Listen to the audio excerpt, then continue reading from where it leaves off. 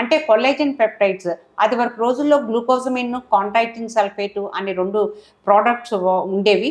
అవి అమెరికా నుంచి తెచ్చుకొని వాడుకునేవాళ్ళు. అలా కాకుండా గ్లూకోజమిన్, కాంటైటిన్ సల్ఫేటే కాకుండా type 1 collagen, type 2 collagen, MSM products, boswellia extracts, తర్వాత రోజ్ హిప్ ఎక్స్ట్రాక్ట్స్ ఇలాంటివన్నీ కొత్త ప్రోడక్ట్స్ చాలా వచ్చినాయి అన్నమాట. అవి ఏంటంటే కార్టిలేజ్ ఏదైతే డీజనరేట్ అవుతుందో అక్కడికి వెళ్ళి ఆ సెల్స్ ఇంకా డీజనరేట్ అవ్వకుండా న్యూ కార్టిలేజ్ సెల్స్ ఫామ్ అవటానికి కూడా హెల్ప్ చేస్తాయన్నమాట.